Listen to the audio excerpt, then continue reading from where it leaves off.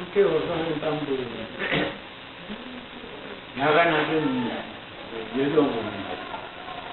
야간 근로를 하던 여정이 근로를 마치고 한 자리 모였습니다. 모여가지고 막 3,000명이라고 합니다. 야간 국회 호소해야 되겠다.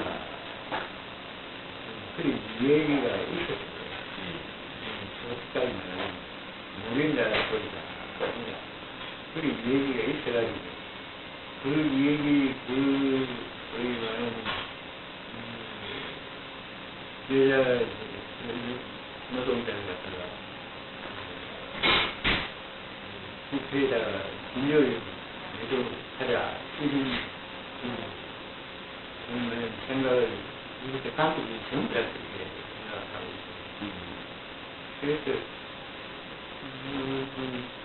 어제까지는 문제가 있는데 또 조합은 대다수 하려 하는데 안 할 수도 없고 그걸 하기 결심을 하고 거기에 총지휘자를 내가 돼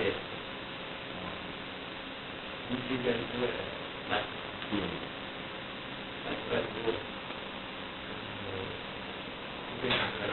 그때 얼마나 소리라고 저번에 나는 난 해가지고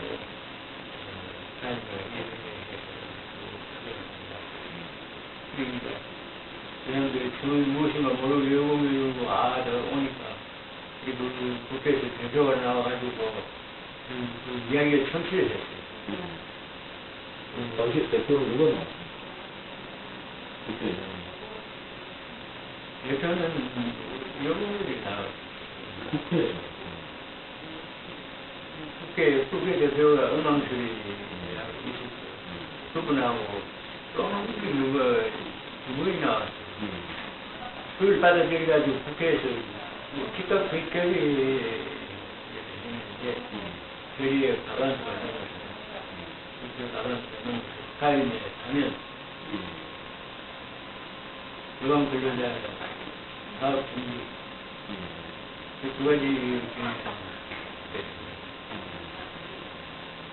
그 고등학교에서 국회에서 장관도 그 다음 국무총리도 이건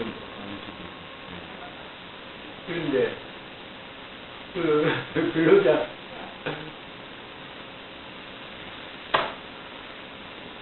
그 단합하는 가이드를 갖다가 말이야 가면 지기 하는데 가면 안 지고 어떤 일이 되면 이 박사님 지금 가면 자신이 그건 힘인 줄 알았어요. 그날 국회로 오시라고 말씀하셨는데 국회에서 가봤으라 장관이나 상당한 지위에 있는 사람도 남들 나왔거든요. 누구로 조금 가는데 지금 인격 기업체 사장을 갖다가 그렇게 옹호하는 거야. 그것이 우리 시장 지금.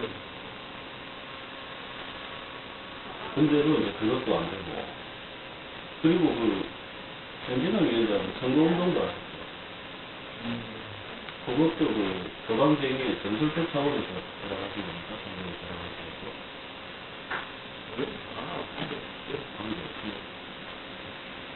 그 전민한 시절을 국회의원으로 만들면 그가 국회의원의 자격으로서 교섭과 모든 진상을 상계 노력을 거부를 하고 또 유학사도 그렇게 고집을 안 치도록 만나가지고 누굴 불든지 말이죠. 그래서 어쨌든 큰 도움을 받겠다. 본인도 그래. 본인도 내가 국회에 나가야 이 문제를 해야 된다. 그것도 좋다고 그랬습니다. 나중에 인도에서 나와가지고 당신되고 나서도 유학사는 만나겠죠. 그냥 이런